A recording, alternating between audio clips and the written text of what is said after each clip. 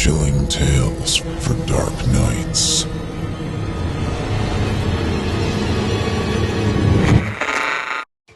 The following performance is a first-round entry in the 2018 Evil Idol voice acting competition, in which you, the listener, get to help decide who wins.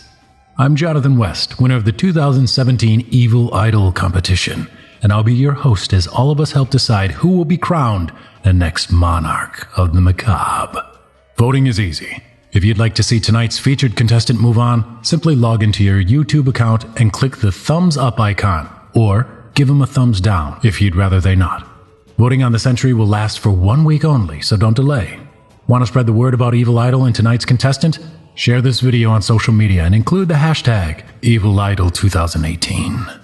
For myself and the creative team behind Chilling Tales for Dark Nights, good luck to all of our contestants, and thank you, listener, for helping us to coronate this year's Tyrant of Terror.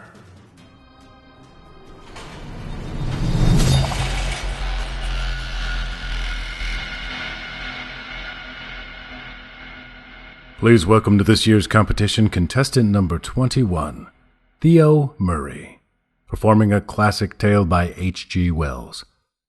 Submitted for your approval, we present to you the story of the Inexperienced Ghost. The scene amidst which Clayton told his last story comes back very vividly to my mind. There he sat, for the greater part of it the time, in the corner of the authentic settle by the spacious open fire, and Sanderson sat beside him, smoking that Pursley clay that bore his name. There was Evans, and that marvel among actors, Wish, who was also a modest man. We had all come down to the Mermaid Club that Saturday morning, except Clayton, who had slept there overnight, which indeed gave him the opening of this story. We had golfed until golfing was invisible. We had dined, and we were in that mood of tranquil kindliness when men will suffer a story. When Clayton began to tell one, we naturally supposed he was lying. It may be that indeed he was lying. Of that the listener will speedily be able to judge as well as I. He began, it is true, with an air of matter-of-fact anecdote, but that we thought was only the incurable artifice of the man. "I say," he remarked, after a long consideration of the upward rain of sparks from that log that Sanderson had thumped. "You know I was here alone last night." "Except for the domestics," said Wish.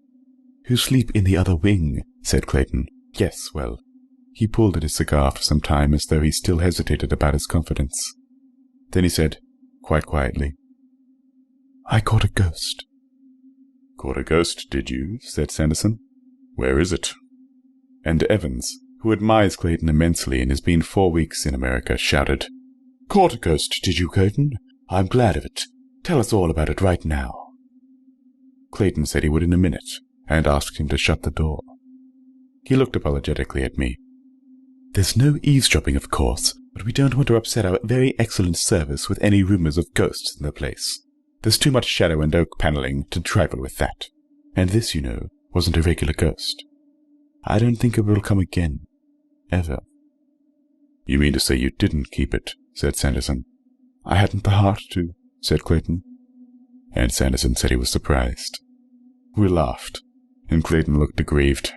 "I know," he said, with the flicker of a smile, "but the fact is, it really was a ghost, and I'm sure of it as I am that I am talking to you right now. I am not joking. I mean what I say." Sanderson drew deeply at his pipe, with one reddish eye on Clayton, and then emitted a thin jet of smoke more eloquent than many words. Clayton ignored the comment. "It is the strangest thing that has ever happened in my life. You know, I never believed in ghosts or anything of the sort before, ever. And then, you know, I'd bag one in a corner, and the whole business is in my hands." He meditated still more profoundly, and produced and began to pierce a second cigar with a curious little stamper he affected. "You talked to it?" asked Wish. "For the space of probably an hour." "Chatty," I said, joining the party of the skeptics. "The poor devil was in trouble," said Clayton, bowed over his cigar end and with the very faintest note of reproof. "Sobbing?" someone asked. Clayton heaved a realistic sigh at the memory. "Good Lord," he said. "Yes." And then, "Poor fellow, yes." "Where did you strike it?" asked Evans. I never realized, said Clayton, ignoring him, the poor sort of thing a ghost might be. And he hung us up again for a time, while he sought for matches in his pocket and lit and warmed to a cigar. I took an advantage, he reflected at last. We were none of us in a hurry. A character, he said, remains just the same character for all that it's been disembodied.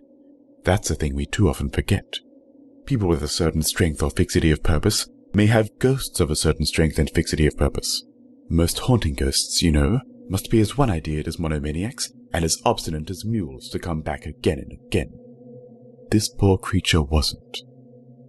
He suddenly looked up rather queerly, and his eye went around the room.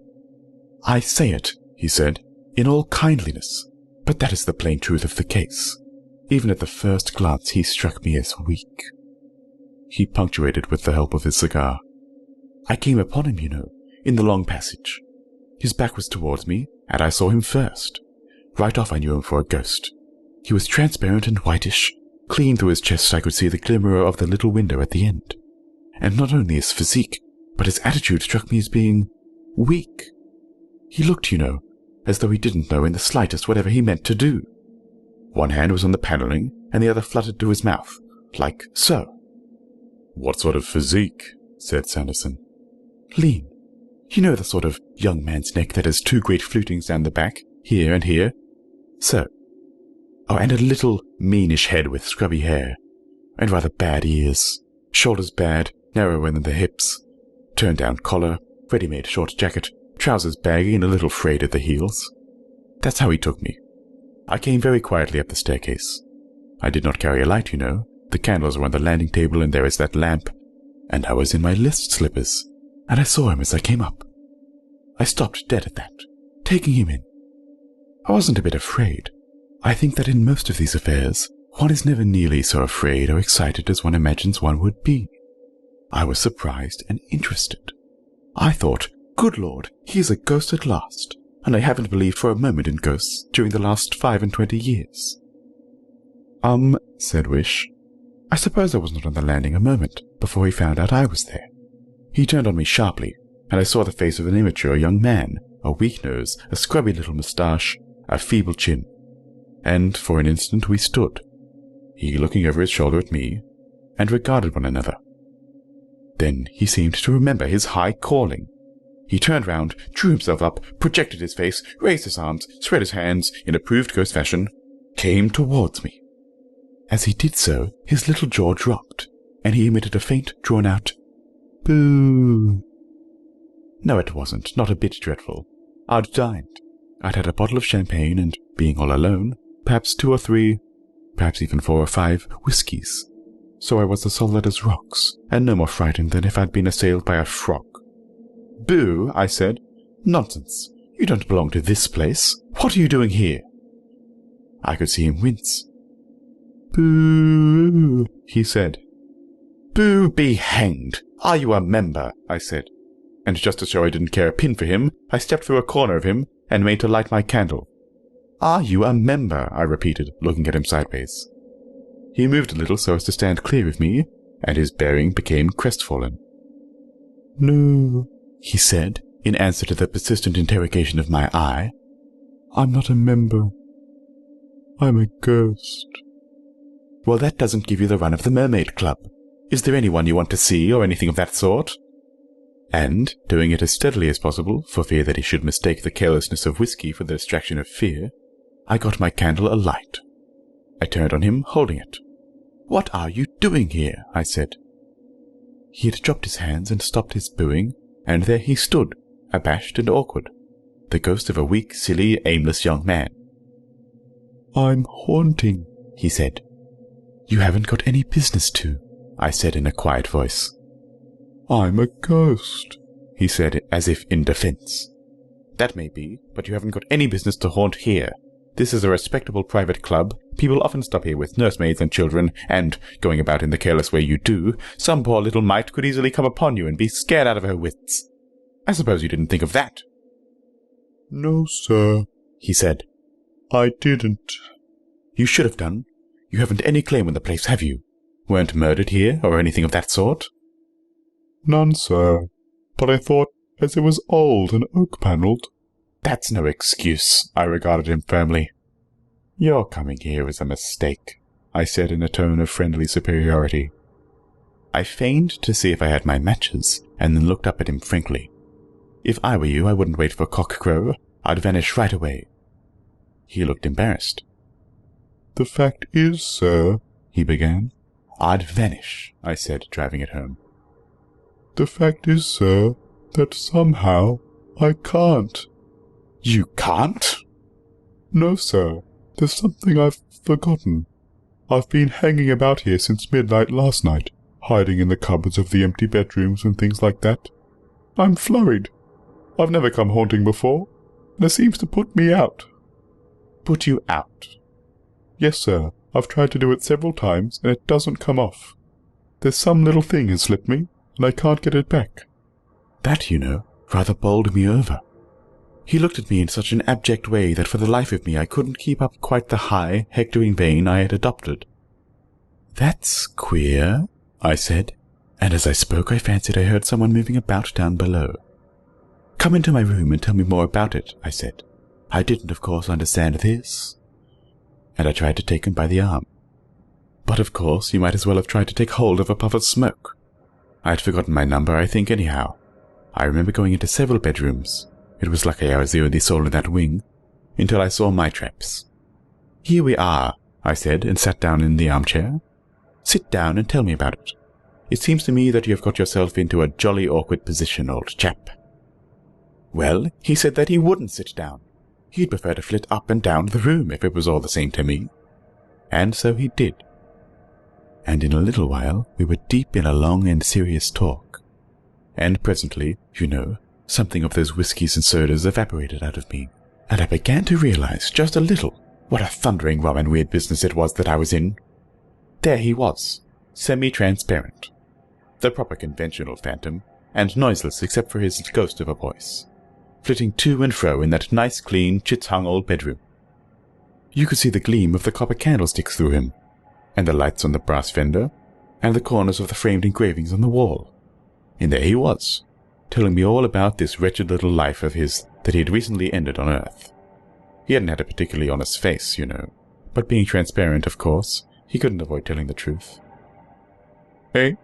said Wish, suddenly sitting up in his chair. "What?" said Clayton. "Being transparent? Couldn't avoid telling the truth? I don't see it," said Wish. "I don't see it," said Clayton, with inimitable assurance. "But it is so, I can assure you nevertheless. I don't believe he got once a nail's breadth off the Bible truth. He told me how he had been killed. He went down into a London basement with a candle to look for a leakage of gas, and described himself as a senior English master in a London private school when that release occurred." "Poor wretch," said I. "That's what I thought, and the more he talked, the more I thought it. There he was, purposeless in life and purposeless out of it. He talked of his father and mother and his schoolmaster, and all who had ever been anything to him in the world, meanly. He had been too sensitive, too nervous. None of them had ever valued him properly or understood him, he said. He had never had a real friend in the world, I think. He had never had a success. He had shirked games and failed examinations. "It's like that with some people," he said. "Whenever I got into the examination room or anywhere, everything seemed to go." Engaged to be married, of course, to another of a sensitive person, I suppose, when the indiscretion with the gas escape ended his affairs. "And where are you now?" I asked. "Not in—" He wasn't clear in that point at all. The impression he gave me was a sort of vague, intermediate state, a special reserve for souls too non-existent for anything so positive as either sin or virtue. I don't know. He was much too egotistical and unobservant to give me any clear idea of the kind of place, kind of country, there is on the other side of things. Wherever he was, he seems to have fallen in with a set of kindred spirits, ghosts of weak Cockney young men, who were on a footing of Christian names, and among these there was certainly a lot of talk about going haunting and things like that. Yes, going haunting. They seemed to think haunting was a tremendous adventure, and most of them funked it all the time. And so primed, you know, he had come. "But really," said Wish to the fire. "These are the impressions he gave me, anyhow," said Clayton, modestly. "I may, of course, have been in a rather uncritical state, but that was the sort of background he gave to himself. He kept flitting up and down, with his thin voice talking about his wretched self, and never a word of clear, firm statement from first to last. He was thinner and sillier, and more pointless than if he had been real and alive. Only then, he would not have been in my bedroom here, and if he had been alive, I should have kicked him out." "Of course," said Evans, "there are poor mortals like that." "And there's just as much chance of their having ghosts as the rest of us," I admitted. "What gave a sort of point to him, was the fact that he did seem within limits to have found himself out. The mess he had made of haunting had depressed him terribly. He had been told it would be a lark. He had come expecting it to be a lark. And here it was, nothing but another failure added to his record. He proclaimed himself an utter out-and-out failure. He said, and I can quite believe it, that he had never tried to do anything all his life that he hadn't made a perfect mess of. And through all the wastes of eternity he never would. If he had had sympathy, perhaps." He paused at that, and stood regarding me. He remarked that, strange as it might seem to me, nobody, not anyone, ever, had given him the amount of sympathy I was doing right now. I could see what he wanted straight away. I may be a brute, but being the only real friend, the recipient of the confidences of one of these egotistical weaklings, ghost or body, is beyond my physical endurance. I got up briskly. "Don't you brood on these things too much," I said. "The thing you've got to do is get out. Get out of this sharp. You pull yourself together and try." "I can't," he said. "You try," I said, and try he did. "Try?" said Sanderson. "How?" "Passes," said Clayton. "Passes." Complicated series of gestures and passes with the hands. That's how he had come in, and that's how he had to get out again. Lord, what a business I had. "But how could any series of passes?" I began. "My dear man," said Clayton, turning on me and putting a great emphasis on certain words, "you want everything clear. I don't know how. All I know is that you do, and that he did, anyhow at least. After a fearful time, he got his passes right and suddenly disappeared." "Did you," said Sanderson slowly, "observe the passes?" "Yes," said Clayton, and seemed to think. "It was tremendously queer," he said. "There we were, I and this thin, vague ghost, in that silent room, in this silent, empty inn, in this silent little Friday night town. Not a sound except our voices and a faint panting he made as he swung. There was the bedroom candle, and one candle on the dressing table alight. That was all. Sometimes one or other would flare up into a tall, lean, astonished flame for a space. And queer things happened. "I can't," he said. "I shall never." And suddenly he sat down on a little chair at the foot of the bed and began to sob and sob. Lord, what a harrowing, whimpering thing he seemed. "You pull yourself together," I said, and tried to pat him on the back, and my confounded hand went through him. By that time, I wasn't nearly so massive as I had been on the landing. I got the queerness of it full. I remember snatching back my hand out of him, as it were, with a little thrill, and walking over to the dressing table. "You pull yourself together," I said to him, "and try." And in order to encourage and help him, I began to try as well. "What?" said Sanderson. "The passes?" "Yes, the passes." "But," I said, moved by an idea that eluded me for a space. "This is interesting," said Sanderson, with his finger in his pipe bowl. "You mean to say this ghost of yours gave away—" "Did his level best to give away the whole confounded barrier? Yes." "He didn't," said Wish. "He couldn't. Or you'd have gone there too." "That's precisely it," I said, finding my elusive idea put into words for me. "That is precisely it," said Clayton, with thoughtful eyes upon the fire. For just a little while there was silence. "And at last he did it?" said Sanderson. "And at last he did it. I had to keep him up to it hard, but he did at last, rather suddenly. He despaired. We had a scene, and then he got up abruptly and asked me to go through the whole performance slowly so that he might see. I believe, he said, if I could see, I should spot what was wrong at once. And he did. I know, he said. What do you know? Said I. I know, he repeated. Then he said peevishly, I can't do it if you look at me. I really can't. It's been that, partly all along. I'm such a nervous fellow that you put me out. Well, we had a bit of an argument. Naturally, I wanted to see, but he was as obstinate as a mule, and suddenly I had come over as tired as a dog. He tired me out. All right, I said. I won't look at you, and turned towards the mirror on the wardrobe by the bed. He started off very fast. I tried to follow him by looking in the looking-glass, to see just what it was had hung. Round went his arms and his hands, so and so and so, and then with a rush came to the last gesture of all. You stand erect and open out your arms, and so, don't you know, he stood. And then he didn't. He didn't. He wasn't. I wheeled round from the looking-glass to him. There was nothing. I was alone, with the flaring candles and a staggering mind. What had happened? Had anything happened? Had I been dreaming?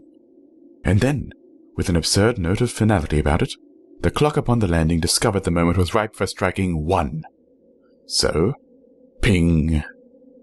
And I was as grave and sober as a judge, with all my champagne and whiskey gone into the vast serene.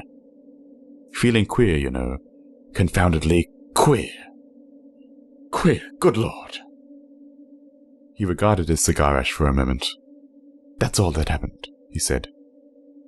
And then you went to bed? Asked Evans. What else was there to do? I looked Wish in the eye. We wanted to scoff, and there was something perhaps in Clayton's voice and manner that hampered our desire. And about these passes, said Sanderson. I believe I could do them now. Oh, said Sanderson, and produced a penknife and set himself to grub the doddle out of the bowl of his clay. Why don't you do them now? Said Sanderson, shutting his penknife with a click. That's what I'm going to do, said Clayton. They won't work, said Evans. If they do, I suggested. You know, I'd rather you didn't, said Wish, stretching out his legs. Why? Asked Evans. I'd rather he didn't, said Wish. But he hasn't got 'em right, said Sanderson, plugging too much tobacco in his pipe. All the same, I'd rather he didn't, said Wish. We argued with Wish. He said that for Clayton to go through those gestures was like mocking a serious matter. But you don't believe, I said. Wish glanced at Clayton, who was staring into the fire, weighing something in his mind. I do. More than half anyhow, I do, said Wish. Clayton, said I, you're too good a liar for us. Most of it was all right, but that disappearance happened to be convincing. Tell us. It's a tale of cock and bull. He stood up without heeding me, took the middle of the hearthrug, and faced me. For a moment, he regarded his feet thoughtfully, and then for all the rest of the time his eyes were on the opposite wall, with an intent expression. He raised his 2 hands slowly to the level of his eyes, and so began. Now Sanderson is a Freemason, a member of the Lodge of the Four Kings, which devotes itself so ably to the study and elucidation of all the mysteries of Masonry past and present, and among the students of this lodge, Sanderson is by no means the least. He followed Clayton's motions with a singular interest in his reddish eye. That's not bad, he said, when it was done. You really do, you know, put things together, Clayton, in the most amazing fashion. But there's one little detail out. I know, said Clayton. I wish I could tell you which. Well? This, said Clayton, and did a queer little twist and writhing and thrust of the hands. Yes. That, you know, was what he couldn't get right, said Clayton. But how do you? Most of this business, and particularly how you invented it, I don't understand at all, said Sanderson. But just that phase, I do. He reflected.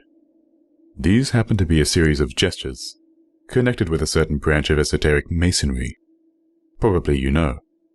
Or else how? He reflected still further. I do not see I can do any harm in telling you just the proper twist. After all, If you know, you know. If you don't, you don't. I know nothing, said Clayton, except what the poor devil let out last night. Well, anyhow, said Sanderson, and placed his churchwarden very carefully upon the shelf over the fireplace. Then very rapidly he gesticulated with his hands. So, said Clayton, repeating. So, said Sanderson, and took his pipe in hand again. Ah, now, said Clayton, I can do the whole thing, right. He stood up before the waning fire and smiled at us all. But I think there was just a little hesitation in his smile. If I begin, he said. I wouldn't begin, said Wish. It's all right, said Evans. Matter is indestructible. You don't think any jiggery-pokery of this sort is going to snatch Clayton into the world of shades? Not it. You may try, Clayton, so far as I'm concerned, until your arm's dropped off at the wrists. I don't believe that, said Wish, and stood up and put his arm on Clayton's shoulder.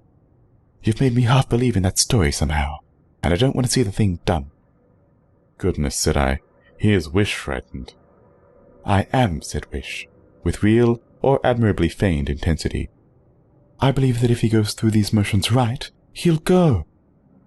He'll not do anything of the sort, I cried. There's only one way out of this world for men, and Clayton is 30 years from that. Besides, and such a ghost, do you think— Wish interrupted me by moving. He walked out from among our chairs and stopped beside the tall and stood there.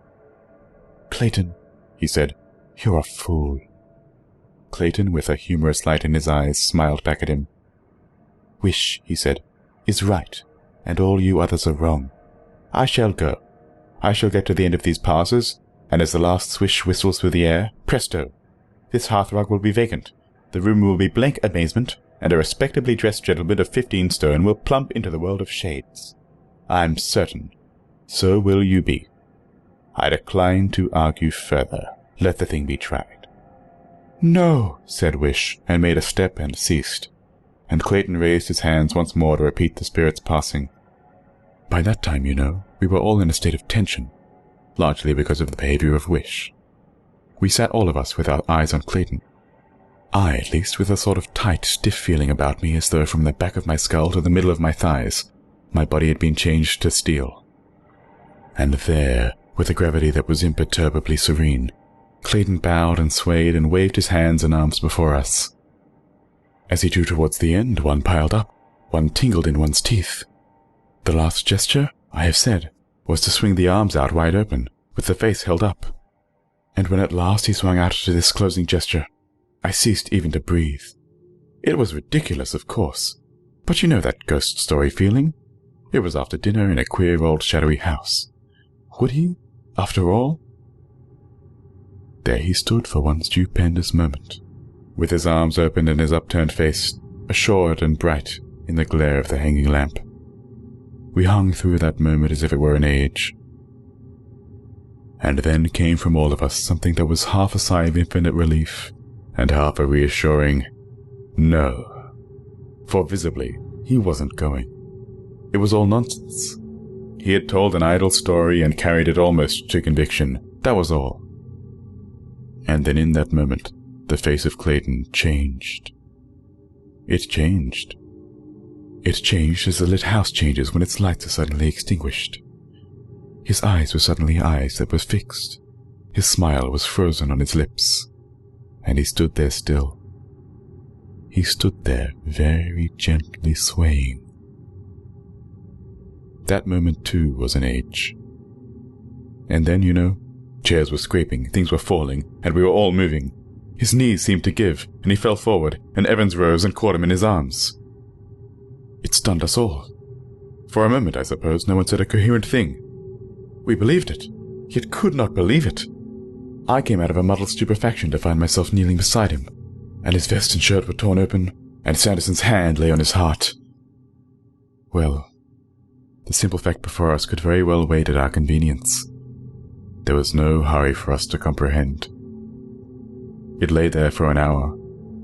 It lies athwart my memory, black and amazing still to this day. Clayton had indeed passed into the world that lies so near to and so far from our own, and he had gone thither by the only road that mortal man may take. But whether he did indeed pass there by that poor ghost's incantation, or whether he was stricken suddenly by apoplexy in the midst of an idle tale, as the coroner's jury would have us believe, is no matter for my judging. It is just one of those inexplicable riddles that must remain unsolved until the final solution of all things shall come. All I certainly know is that, in that very moment, in the very instant of concluding those passes, he changed, and staggered, and fell down before us, dead.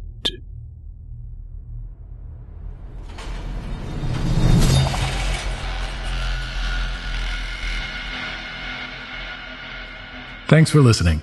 I'm Jonathan West, reminding you, if you haven't already, to cast your vote for this contestant via either a thumbs up or thumbs down. Voting is easy. Simply log into your YouTube account and click the thumbs up icon if you'd like to see the contestant move on.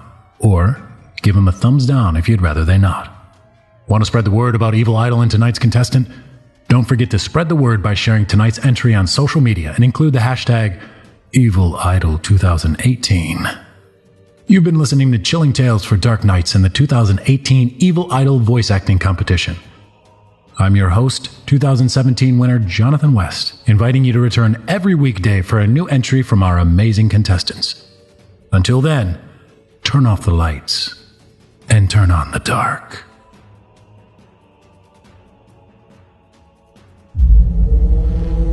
Chilling Tales for Dark Nights.